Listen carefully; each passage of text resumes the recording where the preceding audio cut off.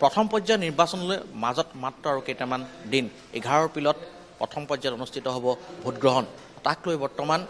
ৰাজ্যৰ চাৰিওকাষে ব্যস্ত প্ৰতিটো ৰাজনৈতিক দলেই নিৰ্বাচনী প্ৰচাৰত প্ৰতিগৰাকী প্ৰাৰ্থী এতিয়া ব্যস্ত হৈ পৰিছে ভোটাৰৰ মন জয় কৰাত সমান্তৰালভাৱে DY365 চলাই গৈছে এক অগতানুগতিক অনুষ্ঠান ভোটাৰ্ছ ভইচ যিটো অনুষ্ঠানৰ মাজেদি DY365 যত্ন কৰিছে সাধাৰণ যিসকল সেই ভোটাৰৰ মনৰ কথা জানিবলৈ আজি মই আহি উপস্থিত হৈছোহি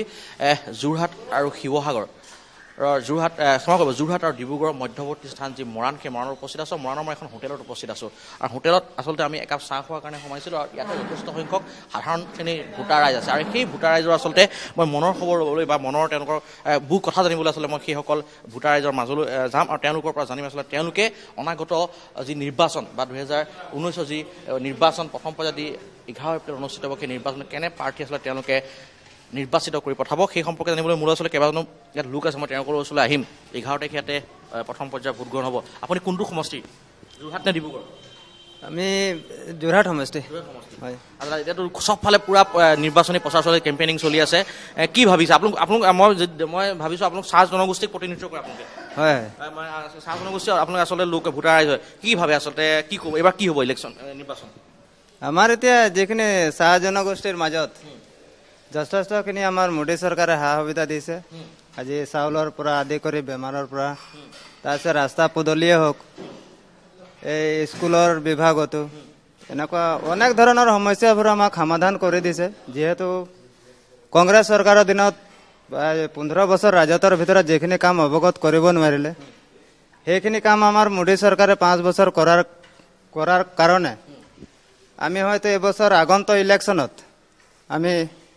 মোদী চৰকাৰ জয়যুক্ত কৰিম আৰু আমাৰ সাংসদৰ পাৰ্টি হৈছে তপন গগৈ দেওক আমি বিপুল ভোটত দি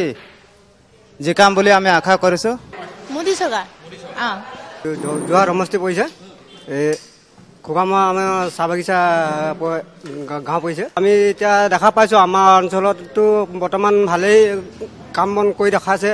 ধৰক আমাৰ এই বিজেপি চৰকাৰ বহুতখিনি আমাৰ সুবিধা দিছে আৰু এতিয়া আমি যিখিনি আমাৰ ৰাস্তা পদূলি বিজুলী যোগান যিখিনি আঁচনি আছিলে আমাৰ এতিয়া আমাৰ গাঁওখন নিচেই পিছপৰা আছিলে কিন্তু আমাৰ গাঁও হয় আমাৰ গাঁওখন নিচেই পিছপৰা কিন্তু এতিয়া আমাৰ গাঁওখন বহুত উন্নতলৈ আহিলে নহয় সন্তোষ বিজেপিলৈ সুখী চৰকাৰে এতিয়া নতুনকৈ আঁচনি যিবোৰ চৰকাৰে উলিয়াইছে সেইবোৰ গাঁৱৰ ৰাইজে কিছুমান কৰি দিছে কিছুমান নাই কৰা আৰু চৰকাৰে আজিকালি যিবোৰ আঁচনি উলিয়াইছে বৰ সুবিধা আছে ৰাস্তা পদূলিটো বহুতখিনি ভাল হ'ল এতিয়া এই আমাৰ এইডোখৰত এতিয়া বহুতখিনি কাৰেণ্ট পোৱা নাই সেইবোৰ যদি বিজেপি চৰকাৰে পূৰ কৰি দিলে ভাল আছিলে বুলি আমি এতিয়াও আশা কৰিছোঁ যোৰহাট লোকসভা সমষ্টি বা ডিব্ৰুগড়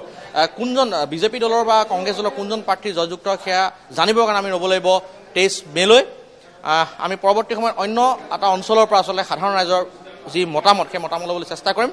কাৰণ পাছত দেৱজিৎ মোহন আৰু অমৃতৰ সৈতে ভাস্কৰজী দাস DY365